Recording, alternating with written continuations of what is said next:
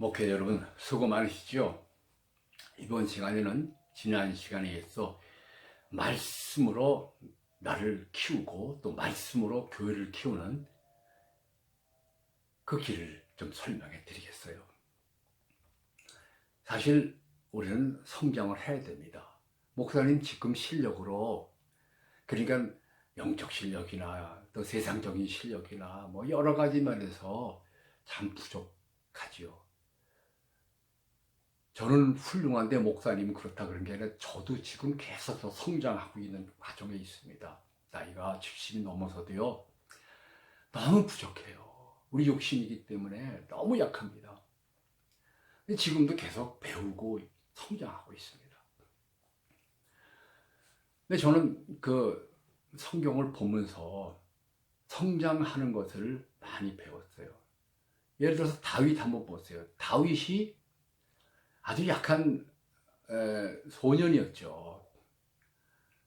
그러니까 그 다윗이 들에서 양을 먹일 때 한 10여 세쯤 되었으리라고 생각합니다. 왜냐하면 그 사울 왕이 첫 번에 다윗을 보고 너는 소년이다. 한번에 벌써 소년이잖아요.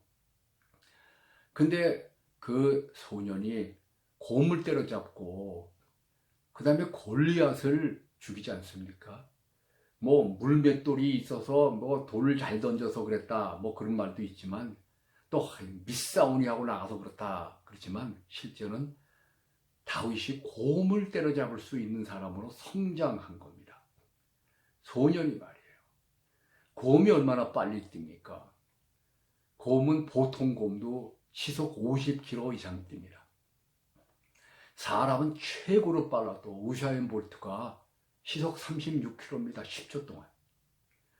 그러니까 어디 들판에서 곰 만나면, 우리나라는 곰도 없지만 미국 같은 데 가가지고 카나다 같은 데 가서 곰 만났다 그러면 도망가지 마세요. 이건 게임이 안 됩니다. 그냥 서서 몸을 크게 하고 똑바로 쳐다보고 예수 이름으로 명령하세요. 그럼 이깁니다. 근데 다윗은 얼마나 그 소년이 힘이 장사로 컸냐 하면은 곰이 양을 물고 도망가잖아요. 양 새끼를 물고 도망갈 때 시속 50km로 뛰는 그 곰을 따라잡는 거예요. 그래가지고 얼마나 곰이 센지. 여러분, 곰이요, 예를 들어서 우리가 옐로스톤, 미국의 옐로스톤 그 공원에서 곰을 만났다. 그래서 차 안에 들어가잖아요. 문 닫고. 그럼 곰이 와가지고 한번 팔로 땅 두들기면은 문짝 다 떨어져 나가고 유리창 다 깨지는 거예요. 그만큼 셉니다. 사람하고는 이게 게임이 안 돼요. 그런데 그 곰을 시속 50km로 뛰는 곰을 따라가 잡고 그 입을 벌리고 거기서 양을 빼내는 거예요. 얼마나 이 인간입니까 이게? 뭐 그 힘이 말도 못한 거예요. 그게 하나님이 키우는 겁니다. 그리고 곰이 덤빌 때 그 수염을 잡고 쳐 죽였다고 하니까 이건 뭐 삼손도 저리 가라죠.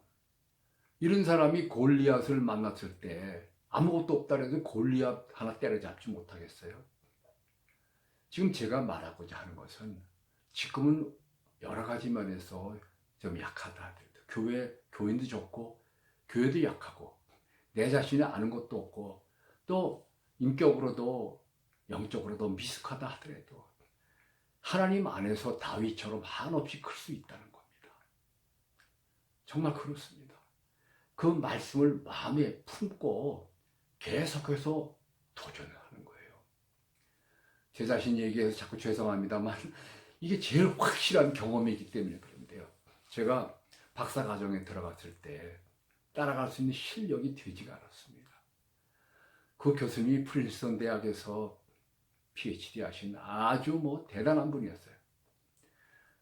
얼마나 어려운지 다들 벌벌 떠는데 페이퍼를 4개를, 논문을 4개를 내줍니다. 한 학기에.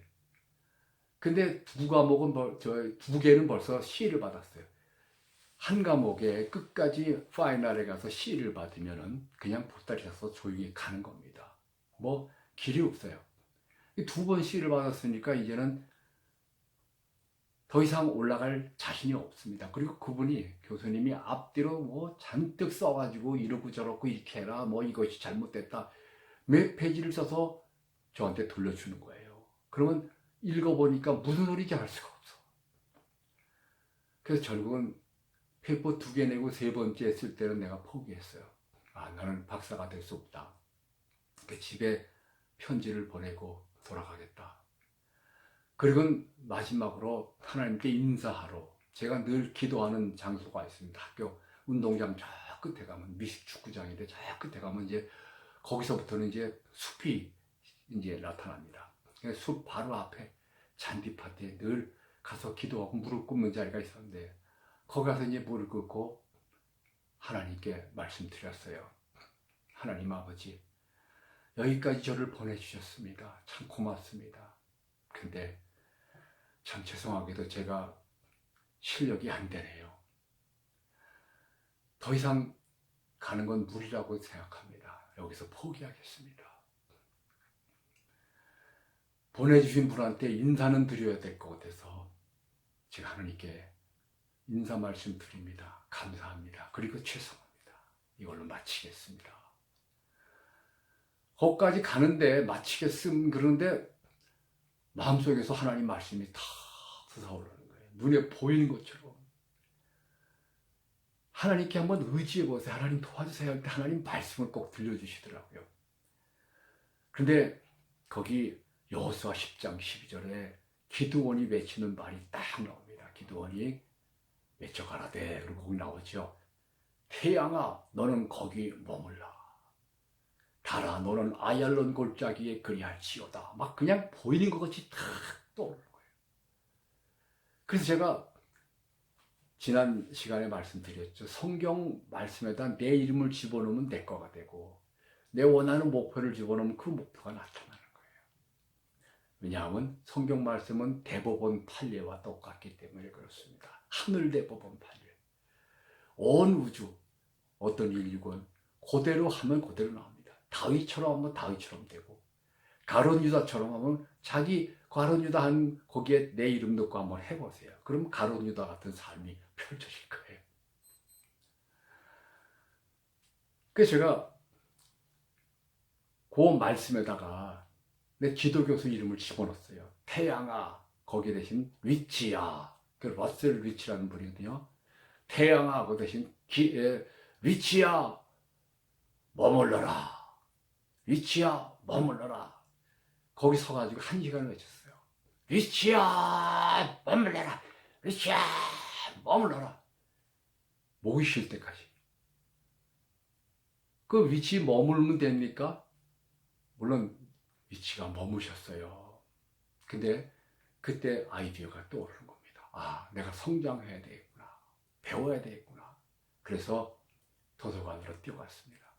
공부하는 법부터 시작했어요. 논문 쓰는 법, 글 쓰는 법부터. 한 주간 동안 학교 안 가고 도서관에서 그것만 배웠습니다. 그것이 저에게 학문의 문으로 들어가는 계기를 만들어 준 겁니다. 그 한 주간이 지나서요. 거기서 배운 대로 그대로 세 번째 페이퍼를 써서 냈어요. 그런데요. 나중에 돌아왔는데 B 플러스가 돼서 왔는데 교수님이 거기다 코멘트를 썼습니다. 이건 완전히 A 수준의 논문인데 이러저러해서 B가 됐다.